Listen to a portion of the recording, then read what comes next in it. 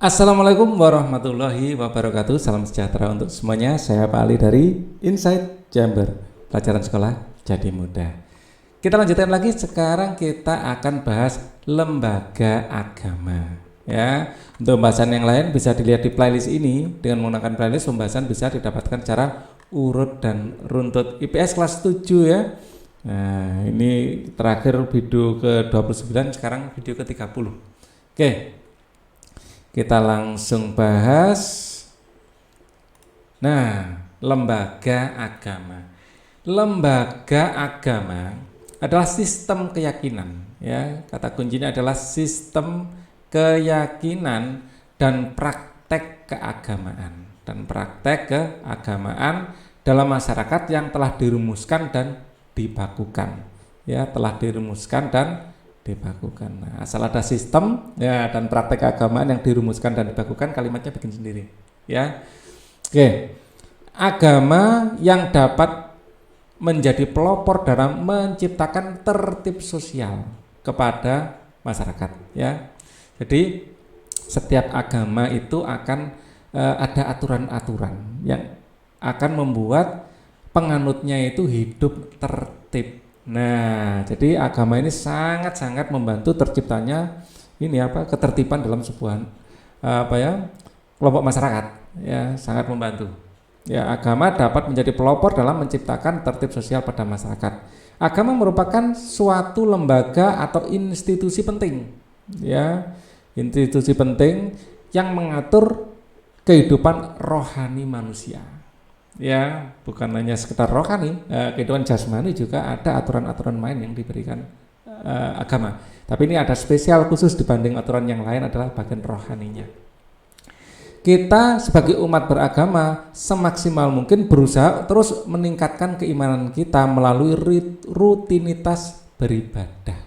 Ya, rutinitas sesuatu yang dilakukan berulang-ulang. Misalnya dalam kehidupan orang Islam itu paling tidak rutin sholat sehari 5 kali. Nah, kalau sholatnya rutin, kemungkinan untuk melakukan perbuatan jahat itu akan sangat berkurang. Ya, akan hidup lebih damai, lebih tentram, ya. Jadi lebih teratur. Nah, untuk mencapai rohani yang sempurna kesuciannya. Bahasa Indonesia dalam lintasan sejarahnya selama beribu-ribu tahun adalah bangsa yang toleran dan terbuka. Indonesia itu terkenal dengan Bhinneka Tunggal Ika. Nah, ini adalah warisan leluhur kita, bahkan sudah ada sebelum Indonesia itu ada. Zaman dulu Bhinneka Tunggal Ika konteksnya adalah untuk menjaga kerukunan umat Hindu dan Buddha. Ya, jadi dulu agama yang ada di Indonesia yang muncul pertama kali setelah animisme dan dinamisme adalah Hindu dan Buddha. Nah, ini ada di kitab Sotasoma, ya. Contohnya kita harus menghargai orang lain yang berbeda agama dengan kita. Ketika mereka sedang menjalankan ibadahnya, sejak awal sejarah yang paling dini pengaruh agama-agama terluar diterima dengan ramah tetapi direfleksikan kembali dalam konteks budayanya sendiri. Nah, Indonesia sudah memiliki kebudayaan dasar. Ada pengaruh dari luar tapi akan terjadi akulturasi, akan terjadi asimilasi seperti itu.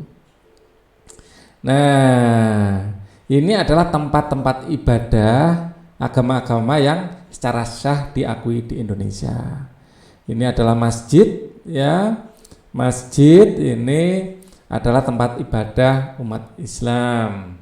Ya, gereja ini umat Katolik dan Protestan, ya, Kristen Katolik dan Kristen Protestan.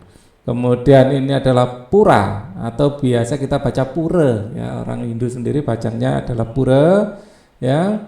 Nah, ini banyak terdapat di Bali, ya, yang menjadi pusat agama pura agama Hindu di Indonesia. Di Surabaya juga banyak seperti ini dan kota-kota lain rasanya ada juga, tapi enggak semasif kalau di Bali. Vihara atau biasa kita wihara gitu bilangnya, ya. Nah, ini banyak menyebar di Nusantara juga, di Jawa itu banyak, ya. Pak Ali sering lihat lewat gitu, wow, ada vihara. Kemudian kelenteng. Nah, kelenteng ini Surabaya juga ada. Semua ini di Surabaya ada. Pak Ali tinggal di Surabaya ya. Semua ini ada di Surabaya. Kelenteng. Nah, ini adalah tempat ibadah umat Konghucu. Kalau vihara tadi adalah Buddha. Ya. Agama pada dasarnya aktivitas manusia untuk berhubungan dengan Tuhannya. Ya, di agama itu mengatur aktivitas manusia dengan Tuhannya. Agama sangat penting untuk menyeimbangkan kehidupan manusia, yaitu antara kehidupan dunia dan akhirat. Ya, agama itu menyeimbangkan. Ya, kalau di dunia, kehidupan dunia kan lebih banyak ke ambisi ya, ke ambisi duniawi. Kalau kehidupan akhirat itu lebih pada kebaikan. Nah, pendidikan agama menuntun individu untuk berperilaku baik terhadap sesama manusia. Ya, kalau di Islam hablum minannas, ya, makhluk hidup lain dan alam sekitar. Ya, jadi agama itu bukan hanya mengatur manusia dengan Tuhan, tetapi hubungan manusia sesama manusia dan manusia dengan lingkungan, termasuk dengan pohon, termasuk dengan hewan, diatur di agama. Secara jelasnya fungsi lembaga agama sebagai berikut ya. Jadi fungsi lembaga agama yang pertama ya, sebagai pedoman hidup ya. Kata kuncinya adalah pedoman, tuntunan ya. Baik dalam kehidupan sebagai pribadi, dalam hubungan dengan Tuhan dan dalam hubungannya dengan manusia lain. Ya, pribadi dengan Tuhan dan manusia lain dan hubungan dengan alam. Jadi namanya pedoman ini adalah titik acuan atau acuan ya, sesuatu itu benar apa salah. Nah, jadi pedoman itu kita bisa tahu kita berbuat benar apa salah, ini kita berpedoman pada agama. Karena sila Pancasila yang pertama adalah ketuhanan yang Maha Esa, jelas. Indonesia mengakui bahwa ajaran agama itu menjadi pedoman hidup kita. Benar dan salah, nah, kita berpedoman pada itu agama. Dua, sumber kebenaran. Di dalam diri para penganut umat agama ada keinginan untuk mencapai keselamatan dan kebahagiaan hidup baik di dunia maupun akhirat. Untuk agama mengajarkan dan memberikan jaminan dengan cara khas ya, khas setiap agama beda-beda untuk mencapai kebahagiaan dan mengatasi kekurangmampuan manusia. Setiap agama punya ciri khasnya masing-masing, punya caranya masing-masing ya. Kita sebagai pemeluknya harus saling menghormati. Bukan berarti kita mencampur adukkan ajaran agama, bukan. Saling menghormati itu toleransi ya, menghargai seperti itu. Nomor 3, mengatur tata cara hubungan manusia dengan manusia ya, hubungan manusia dengan manusia dan manusia dengan Tuhannya ya, pengatur sama dengan pedoman itu tadi ya. Jadi pengatur ya. Jadi pedoman hidup itu pedoman itu mengetahui benar dan salah ya, sumber kebenaran ya, ini kata kuncinya. Yang ketiga kata kuncinya adalah pengatur ya, mengatur apa? Tata cara hubungan manusia dengan manusia dan manusia dengan Tuhan. Keempat ya, tuntunan prinsip benar dan salah. Nah, ini agak overlapping dengan atas ya. Ini sama dengan pedoman ya. Tuntunan prinsip benar dan salah untuk menghindari perilaku menyimpang ya, menghindari perilaku menyimpang. Mencuri itu menyimpang. Ya, seperti membunuh, mencuri, berjudi dan sebagainya. Nah, ini ya semua agama pasti akan melarangnya. Ya, semua agama pasti melarang membunuh, pasti melarang mencuri, melarang berjudi dan sebagainya. Itu pasti akan melarang. Ya. Oke. Nomor 5, pedoman mengungkapkan perasaan kebersamaan. Ya, pedoman lagi ya, pedoman perasaan kebersamaan dalam agama diwajibkan berbuat baik terhadap sesama. Rasanya setiap agama itu akan mengajarkan untuk cinta kasih, untuk mengasihi sesama manusia ya. Tidak harus agama saya sama untuk menolong korban bencana misalnya. Orang nggak akan tanya ya, agamamu apa? Kalau nggak sama dengan aku nggak tak bantu. Tidak ada orang gitu ya, pasti tulus ya. Nomor 6, pedoman keyakinan manusia berbuat baik ya, pedoman lagi. Pedoman keyakinan manusia berbuat baik, ya, selalu disertai dengan keyakinan bahwa perbuatan itu merupakan kewajiban dari Tuhan dan yakin bahwa perbuatannya mendapat pahala. Nah ini loh. Jadi kita melakukan sesuatu ya itu karena Tuhan, ya, bukan karena ingin mendapat pujian. Nah, karena Tuhan ini konteksnya adalah pahala. Kita yakin itu akan mendapat pahala, balasannya yang membalas Tuhan. Nggak perlu orang yang kita bantu itu membalas, ya, walaupun perbuatan sekecil apapun. Dan tersenyum ini adalah bentuk sedekah kita, bentuk pemberian kita pada orang lain yang paling murah meriah, ya kan? Itu pun ya kita tersenyum juga akan mendapat pahala, ada balasannya. Jadi kita berbuat baik itu bukan karena mendapat pujian, bukan karena ingin selfie, update status, bukan. Ya, justru kalau seperti itu malah mencemari perbuatan baik kita. Ya, kita berbuat baik itu karena kita yakin ini akan menyenangkan Tuhan kita. Oke, nomor 7, pedoman keberadaan yang pada hakikatnya makhluk hidup di dunia adalah ciptaan Tuhan. Ya, jadi pedoman keberadaan kita itu ciptaan Tuhan. Jadi kita nggak kebingungan asal kita dari mana, tujuan hidup kita itu apa. Nah, karena semua itu adalah kita bertujuan hidup untuk mendapat ridho Tuhan gitu ya. Jadi kita tidak kebingungan lagi tujuan hidup kita di dunia itu apa. Karena orang yang tidak bertuhan atau tidak percaya adanya Tuhan akan kebingungan jika ditanya tujuan keberadaannya, tujuan hidupnya, ya, eksistensinya itu sebenarnya apa, sehingga tidak segan-segan untuk mengakhiri hidupnya bunuh diri misalnya, karena nggak tahu eksistensinya keberadaannya itu tujuannya apa, atau paling tidak kehilangan arah.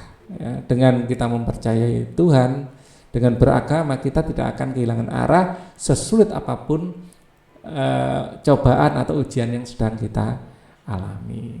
Kita yakin bahwa apapun ujiannya itu adalah untuk menaikkan derajat kita, untuk menaikkan level kita, kan gitu. Dan akan diampuni dosa-dosa kita tentu saja. Pedoman untuk rekreasi dan hiburan. Nah, orang itu kalau melaksanakan ibadah yang merasa tenang ya orang itu sendiri. Ya, akan ada relaksasi, mendapat ketenangan, ketentraman dan hiburan.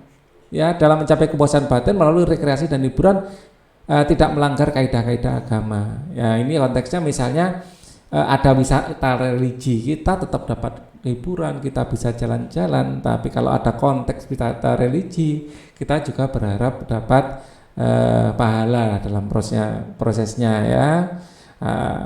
Melakukan sesuatu yang diperintahkannya, misalnya ziarah kubur misalnya, itu ada unsur ini juga, ada unsur religi di situ, unsur ibadah di situ.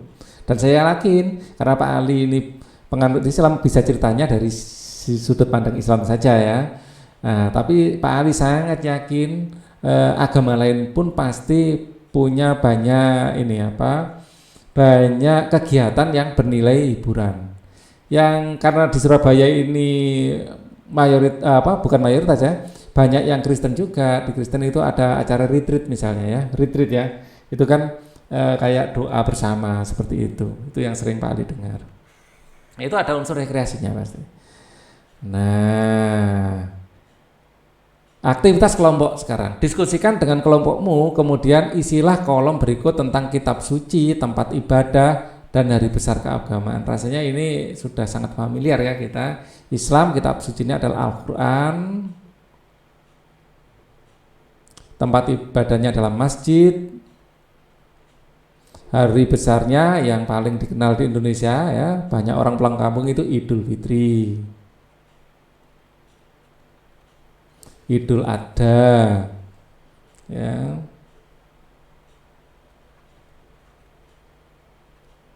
Nah, komanya mana ini? Idul Fitri, Idul Adha, Isra Mi'raj. Ini hanya besar ya. Isra Mi'raj. Ya. Kristen, ya Kristen, Protestan dalam hal, kalau Kristen aja Kristen Protestan berarti ya. Ya Kristen ini Injil ya, Injil atau Alkitab. Injil ya. Sama, Katolik juga Alkitab, Injil. Ya, sama. Tempat ibadahnya sama-sama di gereja. Ini gereja, hari besarnya sama juga ya. Ada Jumat Agung, hari besar. Ada Natal, ya hari Natal, Paskah, dan lain-lain. Hindu, nah, Hindu ini di pura. Kitab suci kok pura, tempat ibadahnya pura. Nah, yang pura ini. Nah, kitab sucinya adalah Weda. Weda hari besarnya ada Kuningan, ada Galungan, Nyepi, Saraswati, ya, Galungan, ya, Nyepi, Saraswati, Pagerwesi, ya, macam-macam ya. Nah, Buddha ini di vihara. Keliru lagi. Tripitaka ininya, Tripitaka. Vihara. Nah, hari besarnya ada Waisak, Asada. Ya, Asada. Ini kasih garis seperti ini ya. Ada Kathina dan Magha Puja. Nah, Konghucu ini di Klenteng. Kitab sucinya adalah Sisu Wujing. Nah, Sisu Wujing. Dia ada Cap Gomeh. Ada bagi-bagi angpau, terus apa lagi ya? Cengbeng. Nah, oke. Kita sudah sampai pada halaman 111. Nanti akan kita lanjutkan lagi lembaga ekonomi di video selanjutnya. Untuk video ini cukup dulu. Thank you for watching. Mohon maaf bila ada yang salah. Wassalamualaikum warahmatullahi wabarakatuh.